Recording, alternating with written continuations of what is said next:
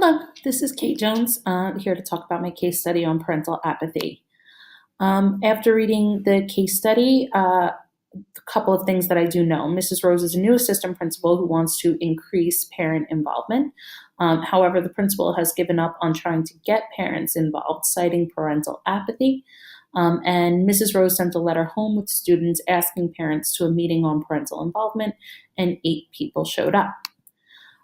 What do I need to know? There's a couple of things that I think are really important moving forward to understand. So first, what has the principal actually tried in the past? And why is it that he seems so opposed to a PTA? What grade level is this? Is it primary or secondary? And what is the setting? Is it rural or urban? How many students are in the school overall? Are there language barriers? Are there English language learners?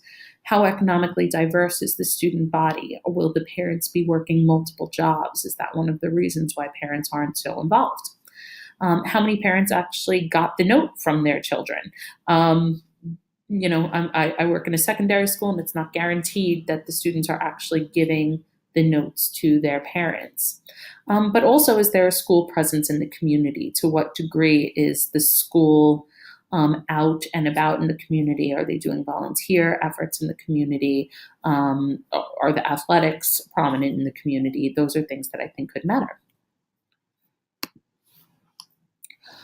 Based on what we know, the problem is twofold. First, the parents are not actively involved in the school, though it is unknown whether or not this is by choice or by necessity. And secondly, the principal does not seem to want them that involved. But based on this, this is my plan of action. After having that meeting with 8 parents, I think that that's the important part. Move on with that meeting. Initiate a better method of communication. Next, build a team from the parents that are there with the mission for them to bring in new parents.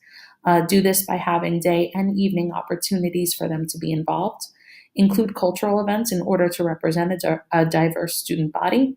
And finally, ask the principal if you can take the lead on this, as he seems less than thrilled with the prospect of it.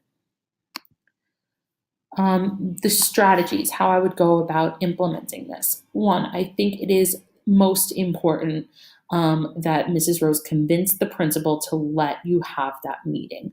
If those 8 people want to be involved, that's 8 more than you had yesterday, and those 8 people probably know 8 people, and sooner or later you'll have a really solid core team doing that kind of volunteer work. Get a pulse on what those parents are feeling and thinking. What issues are important to them? What are their concerns? Do they have ideas? Can they bring more people?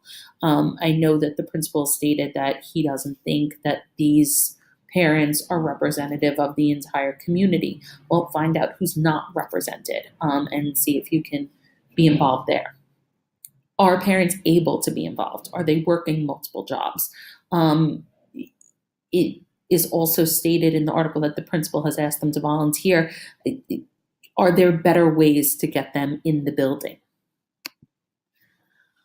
4, and I think that this is one of the most important things, develop a better method of communicating with parents. Like I said before, there's no guarantee students are giving their parents notices, especially in the upper grades, where the parents aren't going into the folders every day. So developing a better method of communication is really important. Some of the possibilities that can work well: automated messages, emails, newsletters, social media, mailings to the house. Just about everybody has a smartphone. I think social media might be the key here. But a newsletter coming from teachers, a newsletter coming from the administration, even if it's only once a month, lets the parents know more about what is going on in the building and gives them more of a feeling of involvement. Next, plan events that parents want to attend. If the parents feel like they're only being asked to do things for the school, that could lead to resentment. Instead, plan events that honor or showcase student work, day events that parents who work nights can attend, and in turn, evening events that parents who work days can attend. Weekend events, if that helps as well. In an effort to represent the entire community, consider cultural events that center around the school's community, and hold events in the school or out in the community. This could be a good way to find partners in the community to work with, maybe volunteer events to increase visibility. I think another core thing would be to ask the principal if Mrs. Rose can take the lead on this. The principal doesn't seem to want this. So the real question is, why is that? Possibly the principal already has too much on their plate. They were discouraged by their past experiences. Or maybe, and this is a darker side, maybe they don't want to relinquish control to a powerful PTA. By Mrs. Rose having the lead, it maintains the principal's role, keeps the added burden off of his plate, and allows the parents a voice that may have been stifled up to this point. One of the ways to resolve the issues based on promoting the success of all students. I believe that creating a group of parent volunteers with the goal of bringing more parents in for student benefit is the key here. Hold an event and detail the benefits of parental involvement. The fact that kids whose parents are more involved have better grades and better attendance.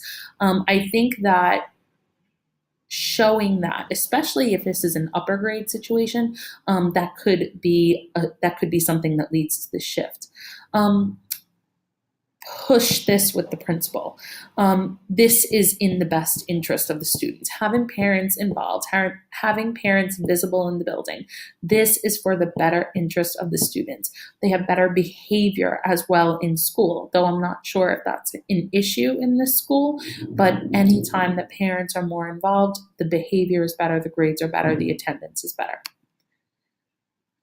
While I was doing this case study, I was feeling some frustration at the principal's apathy. I know that the topic was parental apathy, but to me it seemed as if the principal is kind of apathetic to this situation. I was thinking about the root of the issue, who wants to be involved but can't be involved. What has happened in the past that has kind of cut the parents away from the school. And I was also valuing Mrs. Rose's fight. She probably has a lot of work on her plate already, but because she thinks that this is the right thing to do, she's taking it on.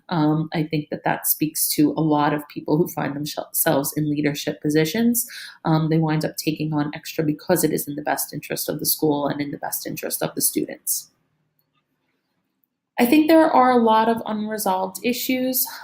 Is the principal willing to allow any parent voice? Is the core of the problem the principal? I think that we can't tell that for sure, just based on the information that we have. But there is a possibility that this is the principal's way of maintaining control. Or are the parents truly apathetic? Do they really just be like, listen, go to school and do your job? That could be an unresolved issue as well. And are the parents getting the information we send them? Are our communication methods actually up to date? Are we doing what we can to make sure that they are involved? Reflecting on the standard. So an educational leader promotes the academic success and personal well-being of every student by promoting communities of engagement for families and other stakeholders. I believe that my plan of action does improve communication with parents and offers events at different times that are centered around the students. This would honor and showcase student work, so it will promote the academic success of every student. And also we would consider cultural events that center around the school's community, giving them more ownership of the events as well.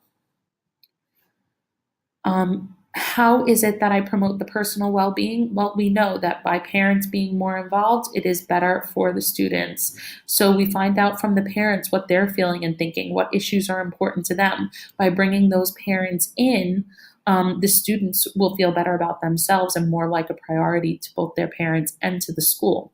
Don't just ask the parents for things, honor the kids and do for the community, and the parents will want to do. And how am I promoting communities of engagement for families and other stakeholders? By developing a better method of communication, by representing the entire community, and by holding volunteer events, we will be able to get everybody involved.